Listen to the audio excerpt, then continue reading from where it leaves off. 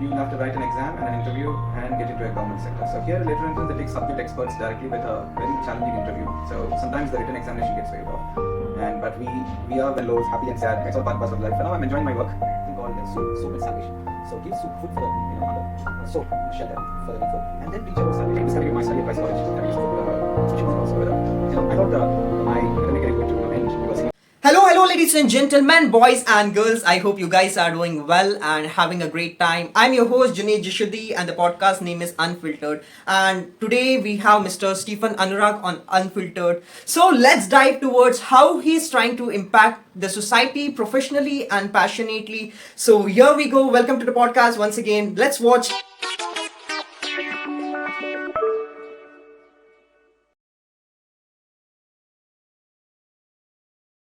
Can I call you Mr. Stephen, Mr. Anurag, or Stephen? You can just call me Stephen Junaid. Okay, sure. So, hi Stephen, so how are you doing? I'm very well. You've come all the way from the southwest coast to a Deccan plateau. Hyderabad. How was the trip? Trip was pretty good, but quite hectic since it's a 14 hours journey, but it's very nice. Nothing to complain as such, but it's been a month since I haven't traveled anywhere, and Hyderabad is a place which I like to explore.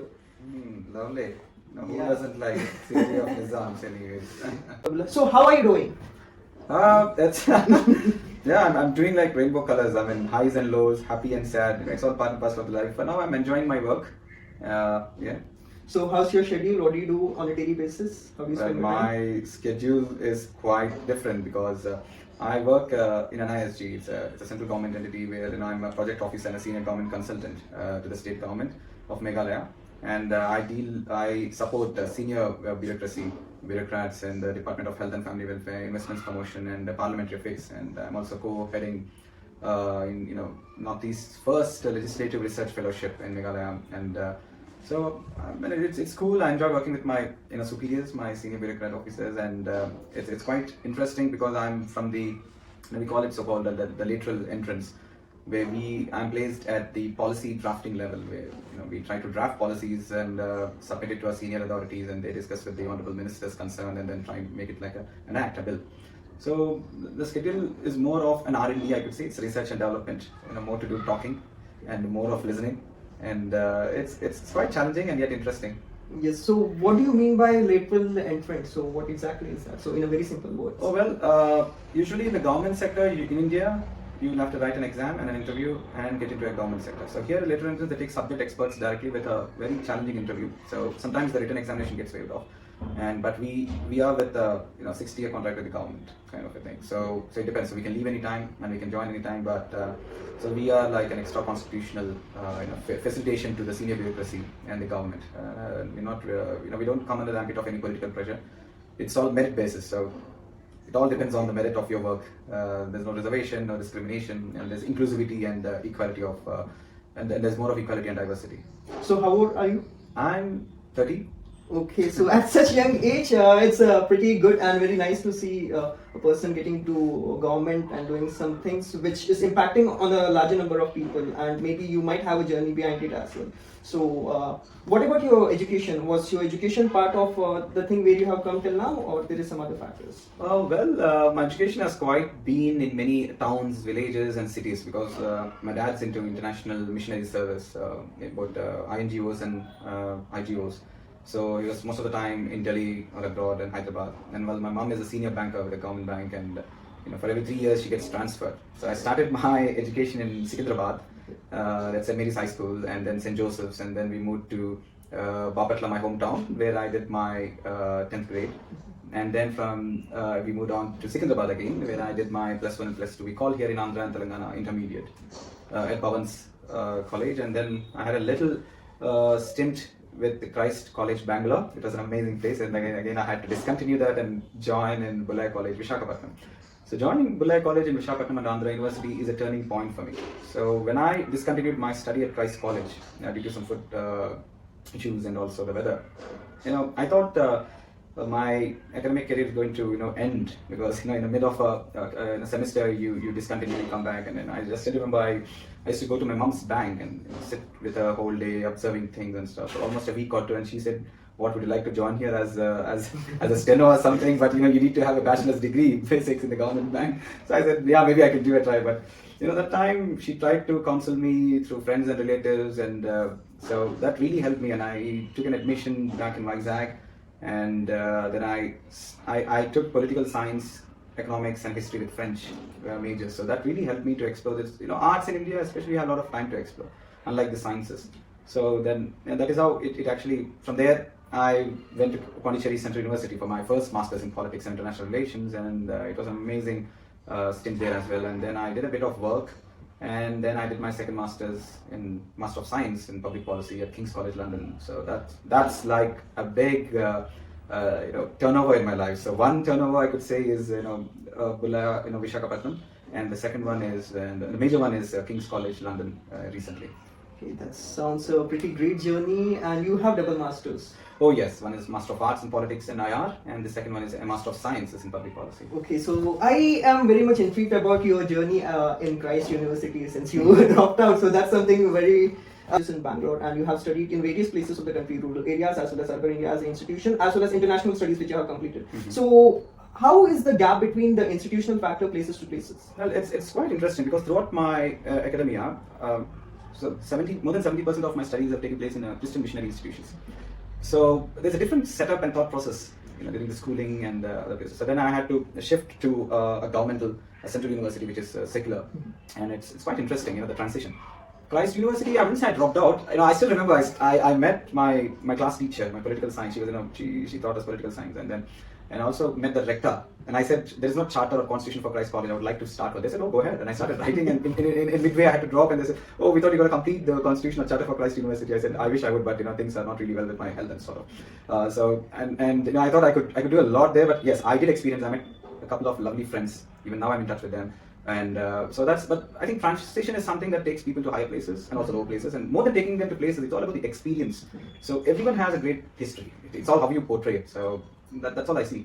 Right. So you mentioned about the constitution which you wanted to draft for Christ University, and me coming from a college which is a Christian missionary, again, even my primary education I completed from a convent school. So one thing I notice is those institution promotes self-initiative by students. Mm-hmm. One factor, if you have any specific talent or area of interest, and if you have any idea, they will be like, you go ahead, we will help you in doing whatever the platform you need, we are always with you. But comparatively with other institutions, which might be a community institution or governmental institution, they won't give such opportunities. What's the difference between those things? Well, the thing is, as you see, there's a great difference between the institutional values and the foundational principles that the institution has been established. Mm-hmm. So education and health, the British, the Anglican, they brought it to India. It's not that it wasn't there in India. It was there. It was there in a very wider. We all are from a Hindu culture, so it was there under a tree. It was there, where a few community people used to teach the way of life, the art of living. But the British Empire has institutionalized it. They have given some tax, and they have modernized it to what I meant to say. So they have pioneered in these sectors. So we got so attracted to it, and people started joining in these institutions. And of course, the more people join the institutions, the more money they have, the more budgets they have. So they have a lot of time to explore, and usually, the Western culture is more of exploration, and that's why we have them all the way from Europe coming all the way to India, so exploring. So they like to explore, they like to give opportunities. It's not that we don't give, yes, there's beautiful institutions. For example, Bhavans, it's a secular institution, and we had A4's retired marshals, leading our institutions. So we had a lot of discipline and freedom. So it's not just that only Christian institutions have this. It's all to do with how you'd like to establish an institution and which way you'd like to direct your institution. That's important. Okay, that makes sense. But you spoke about values as well. So values depends on institution to institution, right?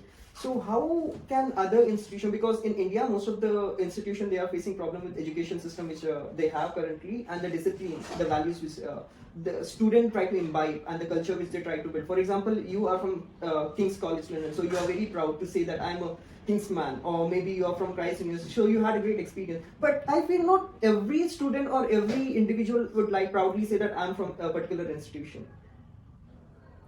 Well, see, the thing is, there's always, my boss tells me, his name is Sambat Kumar, and I really admire him. He always tells one thing.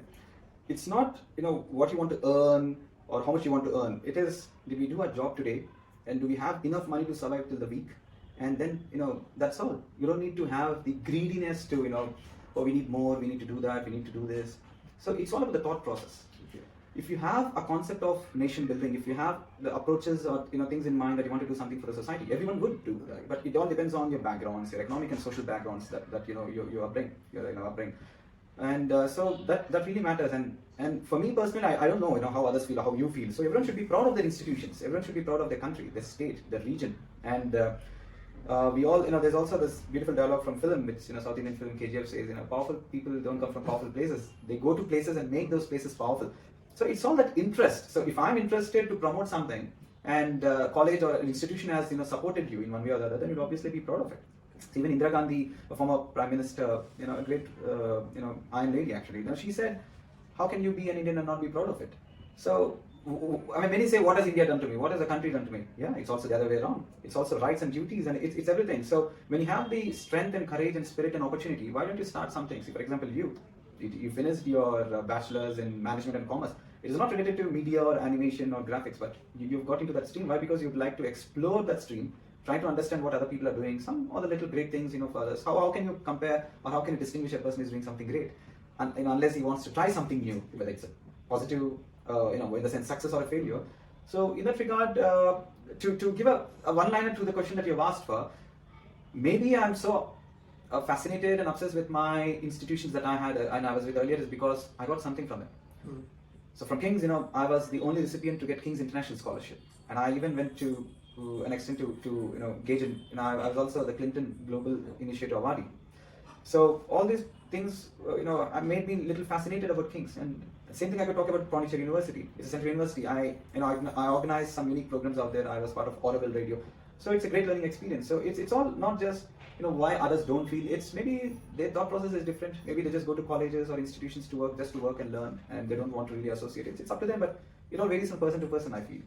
So I feel it's more of hunger which a person have to achieve things. Maybe, yeah, you're right. Because when a person who is hungry about certain mission or vision they have to do, so wherever they are going to go, they will be winning at any situation, at any point of life. Yeah, I would not say winning. Winning, even I don't consider myself successful or winning, and it's a pursuit of goal actually. But yeah, what you're trying to say, yeah, I might agree with to what you're saying. Which you'll have that hunger, that drive. I would say that drive for not achieving or becoming successful. The drive to do something with selfless desire is what that really matters. So we can say it's standing out of crowd and doing something for the society. Right, and it includes sacrifices. Even though you don't like few things, even though you're not used to few things, you have to, because there's a greater benefit and picture, to the end. Right. Oh yeah, that's actually that's good. So yeah, so coming. Don't tell me you're changing your course of action now. Oh, I'm enough of these interviews. Let me get into government or politics. I'm not trying to tell that, but no. But since you are into government as well as you are trying to build something on your personal level as well, just like you have built an ecosystem of NGOs, not just one or two, and you have plenty in your portfolio. And I guess what was your age when you started this kind of activities? I don't remember. It was the Nepal earthquake.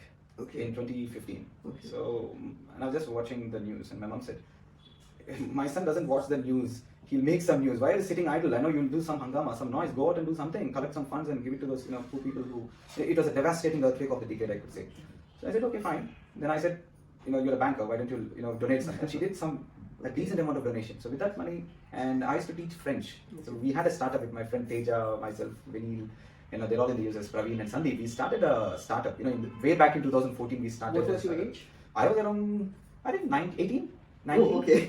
I'm not sure. Maybe 19, 20. Oh. So so all these people, they came to me when I did some stint of election, promoting right to vote. Mm-hmm. So I promoted 800 voters enroll. To right to vote, and then they're the first time voters, and I helped them vote. So that became a big talk of the town, and Times of India has come forward. They've written a feature story about me, and I wasn't there. I was somewhere else, and so that I really did expect that kind of publicity, because I don't look for it. I just do it, and publicity or whatever it comes in line if I deserve it. But and the reason why I don't like publicity is there are two things. One is biblically it's written that you should not show what you give it to the other hand. The other hand should not know, and otherwise also. I don't like that kind of criticism C is giving and he's trying to portray it. But my friend Teja sometimes tells me, at times you must project. Only then others would know, oh, there is a person like this who does good work. So through that publicity, some positivity might come in, and it might be an encouragement to others. That is when I thought, why can't I just do something for this Nepal, earthquake victims? And we started a platform called Yes We Can. It's like not named after Obama's thing for sure. It's like Yes We Can Overcome. So then we had a tremendous support from the then MP of Visakhapatnam, Dr. K. Haribabu Garu, and there's a mall called CMR Mall, MVR. There are many people who came forward. They helped all of us, and all intermediate, 9th grade, 8th grade, 10th grade students. The pictures are still with me, and we did flash mobs in Vizag, and guess what? We collected almost 1 lakh donation in a week, and there's a huge mall. They have actually it's as big as Lulu Mall in Vizag, MVR Mall, CMR Central. So they've given the whole space for us, the entire ground floor. So we did blood donation camps in a week, and music, and pumped in donations, and we sent that money to. I wanted to be sent to the Prime Minister's relief fund. We didn't have any channel to give it to Nepal, so we thought we'll have to give it to the Prime Minister's relief fund, and we need a name. So we can't I don't want to give it under my name or someone's. I want to give it under a title. So we thought, why can't we register Yes We Can as a social enterprise, as an NGO? I was just 20, I think, 21. So then all of my friends supported it. We were like 40, 50 people. They all said, yes, let's do it. So we named it Yes We Can Youth Welfare Organization, and we got an appreciation from the Prime Minister's office saying, that's a decent amount. I mean, whatever it is, that's a good amount. Thanks for sending across, and we'll ensure that it reaches the beneficiaries, the victims. So that is something that really filled our hearts. 1 week, 10 days of our hard work, and it was during college. So we used to go to college, manage my French academy in the evenings, and then the social service. So then I realized, okay, so this is how this is how life should be for me. That is when I decided. But yeah, I mean, I enjoyed. I mean, there are many learning experiences, but now then we started. We are pioneers of SDGs. Then recently we started Nicholas Social Welfare Society in Chikmagalur.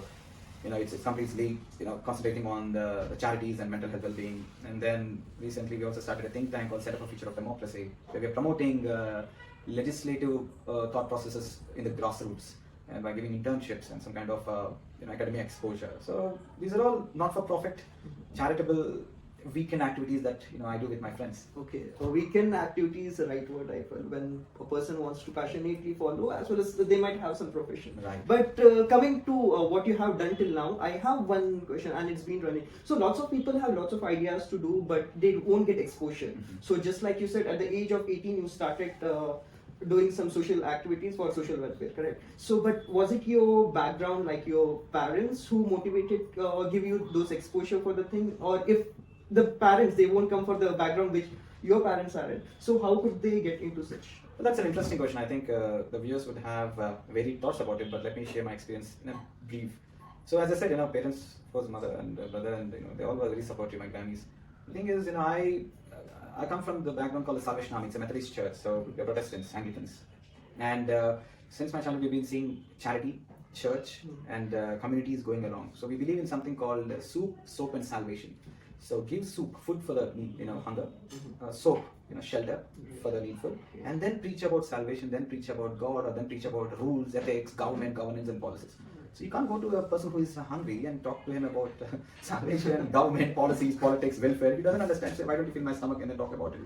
So I think it's there. My great grandfather, he served in the Salvation Army. He was in England, and then his father. I mean, it's like, I think, generational thing. I don't know. Fancy, I call it genetical. Mm-hmm. But and also coming from a minority Christian background, so there's a lot of atrocities that I have read about, and that really moved me actually. And I started associating with such legendary bureaucrats, top civil servants, NGOs, academicians, and I started learning from them, helping them with drafting policies and stuff. So I think that all brought me this far.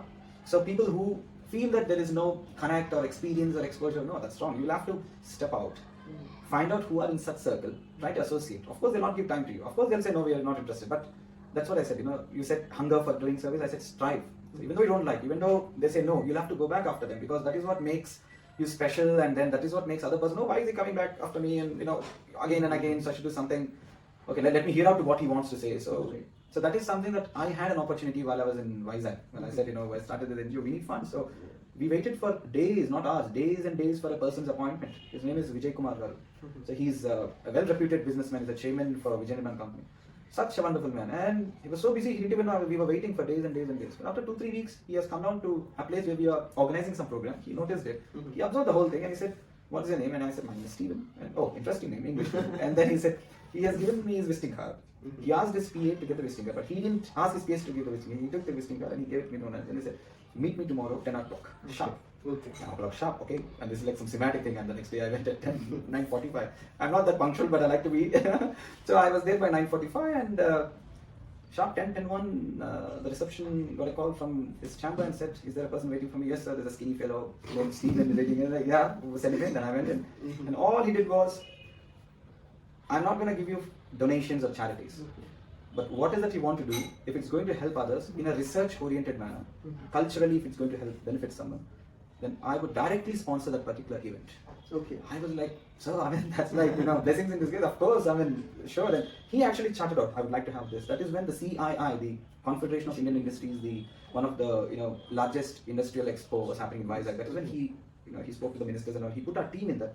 So we were engaged to promote socio-cultural aspects of Andhra Pradesh, to project it, and that actually because of so there is one or the other person, to lift us high, and we're not gonna forget such personalities in life. So sometimes you'll have to walk out, step out. It's gonna be challenging, but don't think that there's no exposure. Oh, why should I do it? It's up to you. It's all motivation. If you would like to do it, do it. If you don't like to do it, no one's blaming you. It's up to you. So we need more people who can encourage, and whatever the vision you had, just like the person who motivated you to get the things done on a larger level. That was something which might be one of the reason where you are right now, which might be motivating. Because in my journey, I remember I started podcast when I was 18. Oh. Okay, so when I another example then.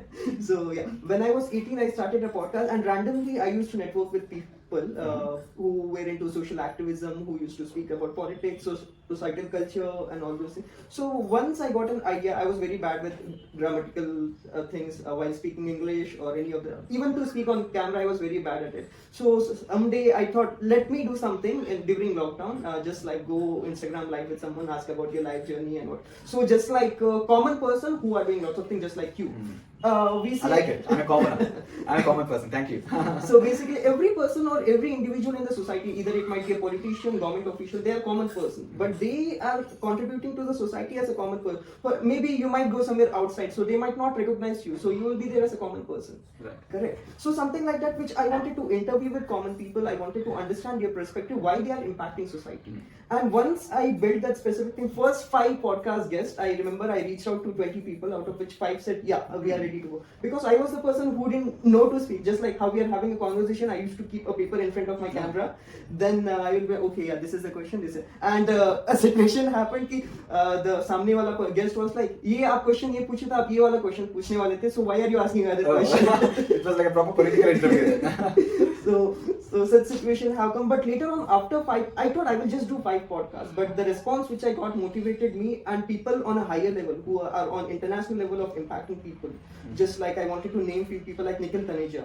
So he's the global advisory board member of Bill and Melinda Gates Foundation. Interesting. Then grandson of Dr. Manmohan Singh. So such people were ready to come on the podcast just because a young person is doing something. And we need to have more such people who can help young people when they are trying to come up with a project. And this will help people in the longer term. Yeah, I agree. So, I mean, for that, not only the private institutions or NGOs, there are also governmental schemes. Currently, the Indian government and respect to state governments are doing tremendously well in bringing up this skilling initiatives, startup entrepreneurship, loans and stuff, to encourage. It all, if you have a strong desire, your detailed project report, your concept paper would be really strong. So obviously, who wouldn't like a merit document? So they would obviously say yes. So that is when you need finances, you need a bit of push. So that is where you all go up.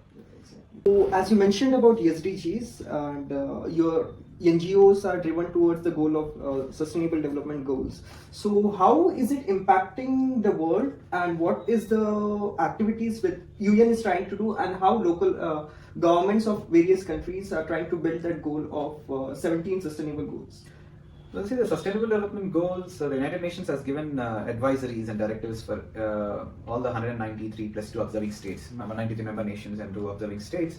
And India has taken a very interesting and interactive step through Niti Aayog. So they have discussed with various stakeholders, and they have put up SDGs as a mandatory policy and welfare initiative. Linking all the development activities with SDGs. So my organization says we can, and even the recent one, Nicholas Social Welfare Society. So the programs that we do, we try to localize the SDGs in Telugu and Kannada. And the activities that we do, for instance, we did a beach cleanup campaign in Kochi, Kerala. And we just didn't name it beach cleanup. We said localizing SDG number 13, climate action, and also number 15, life below water, and life on land, number 14. So we are trying to tag the SDGs to our social initiatives on ground. And we have also come up with SDGs laboratories in the coastal parts of Andhra, where our mentor is Andrew Fleming, is a British diplomat. So we call him People's Diplomat, and also United Nations officer in charge, Rajiv Chandranji. They're amazing people who actually supported us in putting these SDGs on ground, and we have come up with SDGs laboratories where we encouraged students from the slums and other downtrodden communities to come up with some exhibits. So we had some interesting renewable energy projects, traffic awareness, which were actually put forth by students of this municipal and panchayat schools. So in this regard, SDGs, it's not some kind of a rocket science theory. Some of my friends from Pondicherry University also comment me by saying, yes, for Stephen, yes, for SDGs, but it's not going to work out, Stephen. Everyone have their opinions. So, but we are trying to, in fact, create local awareness on SDGs through various stakeholders. So, which are the top 2 countries we can say they are following the measures which to reach that goal? Well, interestingly, there are various statistics online, but to my understanding, in the global south, India is doing fairly good actually. So we are leading in SDGs, and in fact we have channelized all the development schemes from the union government to the state governments in line with SDGs through Niti Aayog, as I mentioned, and even a couple of African countries and the Southeast Asian countries. So we have the changing climate as the biggest concern. So we could say India is pioneering SDGs in Asian continent, and some South African countries and Southern African and also South American countries are doing pretty well, like Brazil. So we just taken up the G20 presidency for this year. Even their priorities are SDGs, in fact. Okay, yeah, so got it. So India, and talking about India, and you are focusing more on SDGs, right? So what are the measures which you are taking on a local level, and how is it impacting people? Like, how is it outreaching to people and awareness about SDGs in the country? Well, it's first of all, we're not trying to create awareness on SDGs. So there are practices like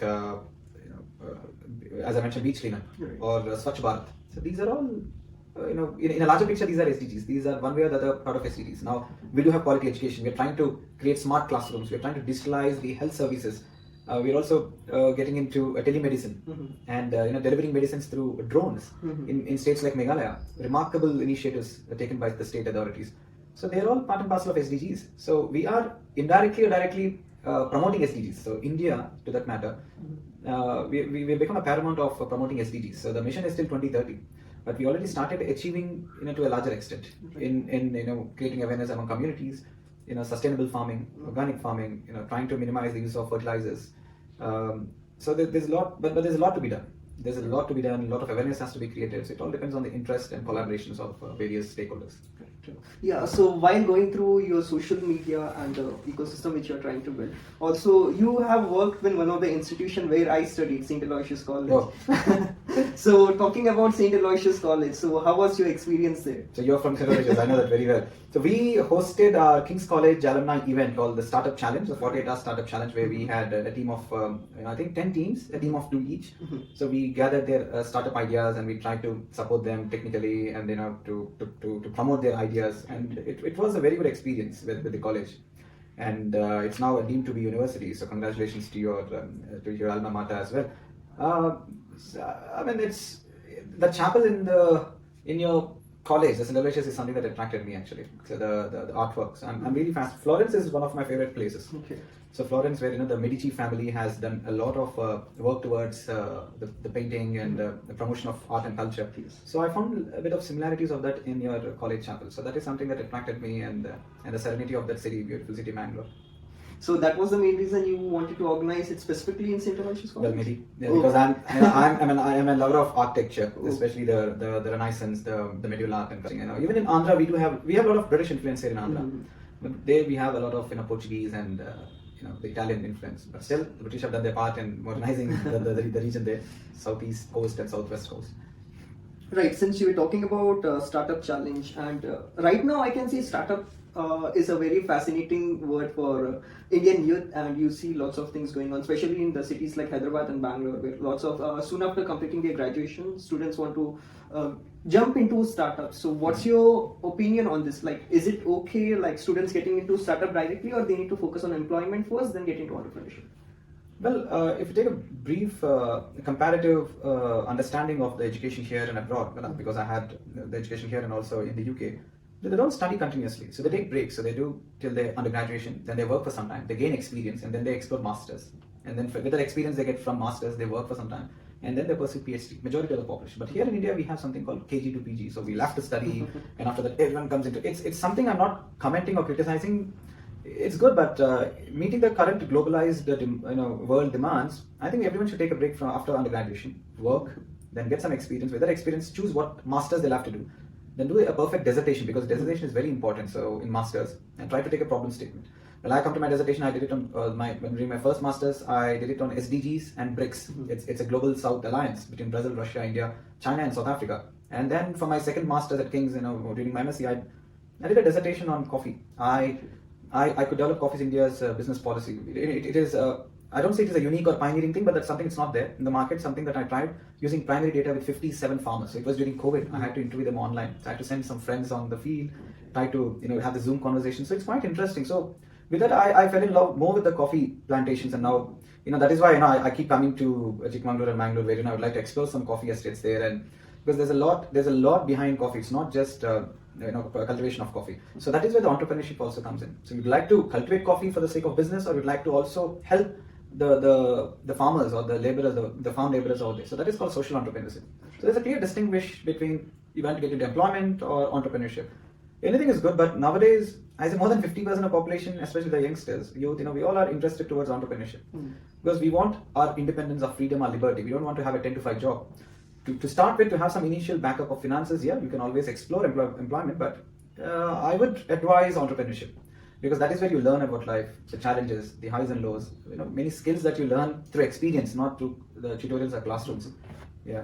Yeah, that actually. So talking about dissertation, you mentioned that those were few of the important factor of your part of learning, getting into SDGs or the coffees, which you have deep interest in. So is it something like whatever the dissertation you choose, which will help you build up your domain of interest in specific field in the future? That's an interesting point actually that you have made. Yes, I believe the dissertation in masters will really be helpful for your career. So I wanted to do something with policy, with government. That's why I've tried to develop a policy which I integrated climate, communities, and cultivation. Right. All the C's, climate, communities, and cultivation. And I came up with a Coffee India's business policy. There are policies, but my dissertation was, it brought out the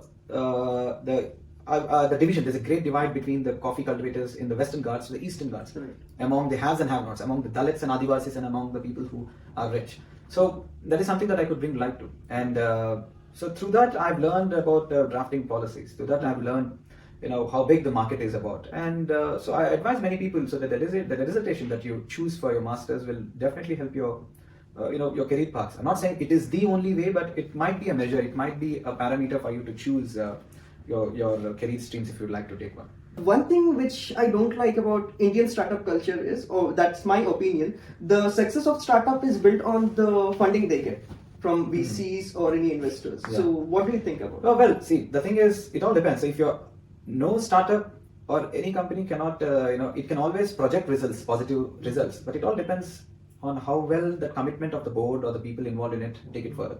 So you build a ship, you build a Titanic, everything was fine, everything was going well, but a bit of maybe ignorance or innocence or negligence has costed the entire ship, but you can't blame the engineers who build the ship.